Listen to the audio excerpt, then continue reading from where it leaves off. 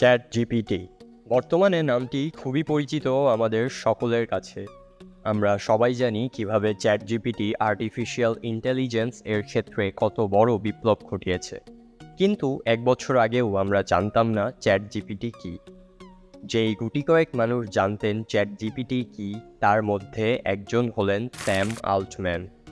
তিনি হলেন chat GPT এর উদ্ভাবক, যিনি কিনা তারই ইউনিভার্সিটি থেকে ড্রপ আউট হয়েছিলেন। চলুন জেনে নেওয়া যাক কিভাবে একজন ইউনিভার্সিটি ড্রপ আউট স্টুডেন্ট তৈরি করলেন চ্যাট জিপিটি এর মতো আর্টিফিশিয়াল ইন্টেলিজেন্স সফটওয়্যার।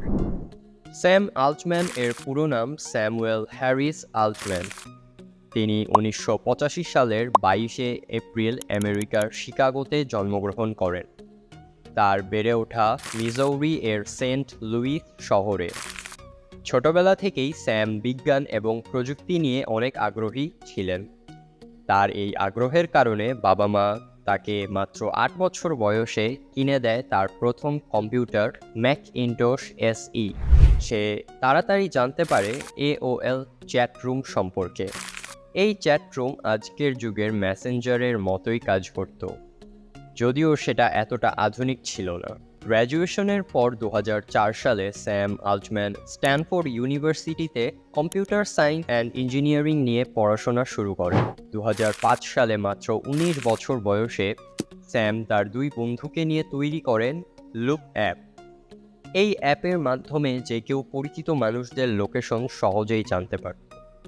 তৎকালীন সময়ে এই ধারণাটি অনেক নতুন ছিল সকলের কাছে, কেননা গুগল ম্যাপে লোকেশনের ফিচার আসে 2017 সালে। ফেসবুক ও টুইটারে এই ধারণা আসে 2010 ও 2009 সালে যথাক্রমে। তার এই অ্যাপের মধ্যে সে সম্ভাব্যতা দেখে ইউনিভার্সিটি ত্যাগ করে 2005 সালে, অর্থাৎ সে ইউনিভার্সিটি থেকে ড্রপ আউট করে। এরপর সে ইনভেস্টমেন্টের জন্য ফান্ডিং খুঁজতে থাকে বিভিন্ন কোম্পানির কাছ থেকে। লাকিলি ওয়াই কম্বিনেটর এবং সিকোয়া ক্যাপিটাল তাকে ফান্ড করেছিল। সেই সময় স্যাম মোবাইল কোম্পানির কাছে গিয়ে তার অ্যাপটি সম্পর্কে জানায়। উল্লেখযোগ্য, সে সময় অ্যাপ স্টোর অথবা প্লে স্টোরের মতো প্ল্যাটফর্ম ছিল না, তাই মোবাইল কোম্পানির দ্বারে দ্বারে ঘুরাই ছিল একমাত্র উপায়। ফাইনালি স্যামের এই অ্যাপ অনেক মোবাইলে যুক্ত করা হয়। সেই সময় এই লুপড অ্যাপের ভ্যালুয়েশন হয় $175 মিলিয়ন। তবে যেহেতু এটা স্যামের প্রথম অ্যাপ ছিল, তাই তার অভিজ্ঞতা ছিল কম।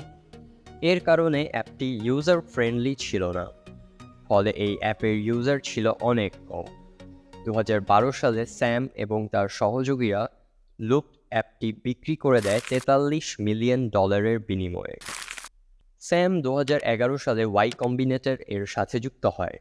এটা সেই কোম্পানি যেটি লুপড অ্যাপে ইনভেস্টমেন্ট করেছিল।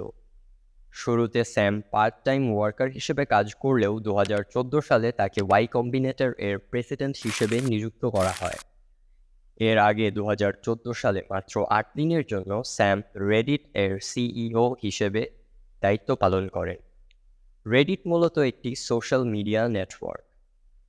ওয়াই কম্বিনেটর মূলত স্টার্টআপের সাহায্য সহযোগিতা করত, যেমন ইনভেস্টমেন্ট করে। স্যামের দক্ষতায় ওয়াই কম্বিনেটর কোম্পানিটি অনেক ভালো প্রফিট করতে থাকে সেই সময়ে। 2020 সালে স্যাম ওয়াই কম্বিনেটর থেকে নিজেই সরে দাঁড়ান, যাতে করে তিনি সম্পূর্ণ মনোযোগ ওপেন এআইতে দিতে পারেন। এবং এই ওপেন এআই হলো চ্যাট জিপিটি এর মাদার কোম্পানি। এরই মাঝে 2015 সালে Sam Altman, Greg Brockman, Elon Musk, Jessica Livingstone, Peter Thiel, Microsoft, Amazon Web Service, Infosys এর মতো বড় বড় কোম্পানি ও ব্যক্তিরা মিলে তৈরি করেন ওপেন এআই। যখন 2015 সালে ওপেন এআই লঞ্চ করা হয়, তখন এই কোম্পানিটি $1 বিলিয়ন ফান্ড উত্তোলন করে। তাছাড়াও স্যাম আল্টম্যানের আরও অনেক কোম্পানি রয়েছে, যেমন ওয়ার্ল্ড কয়েন, হাইড্রাজিন ক্যাপিটাল ইত্যাদি। বর্তমানে আর্টিফিশিয়াল ইন্টেলিজেন্স এর যে রেভলিউশন হচ্ছে বা হয়েছে, তার অন্যতম কারিগর হলেন এই স্যাম আল্টম্যান। সকলেই এখন এআই ব্যবহার করে নিজেদের দৈনন্দিন অনেক কাজ খুব সহজেই করতে পারছেন। তাদের কাছে স্যাম অনেকটা রূপকথার হিরোর মতো। আবার অনেকেই বলছেন যে এআই ফিউচারে মারাত্মক ক্ষতির কারণ হবে, যার কিছু নিদর্শন এখনই দেখা যাচ্ছে। যদি ফিউচারে এমন কিছু হয়, তাহলে স্যাম আল্টম্যান হয়ে যাবেন ইতিহাসের অন্যতম ঘৃণিত ব্যক্তিদের মধ্যে একজন। আপনাদের চোখে স্যাম আল্টম্যান কি একজন হিরো নাকি ভিলেন? কমেন্টে জানাতে ভুলবেন না। ভিডিওটি এখানেই শেষ করছি। কমেন্ট বক্সে আপনাদের মূল্যবান মতামত জানাতে ভুলবেন না, এবং ভিডিওটি যদি আপনাদের কাছে তথ্যবহুল মনে হয় তাহলে একটি শেয়ার করতে পারেন এবং একটি সাবস্ক্রাইব করলে মন্দ হবে না।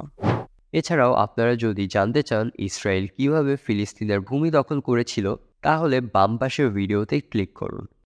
এছাড়া আপনারা যদি আর্জেন্টিনার কালো মানুষের ইতিহাস সম্পর্কে জানতে চান, তাহলে ডান পাশে থাকা ভিডিওতে ক্লিক করে দেখতে পারবেন। ধন্যবাদ সবাইকে।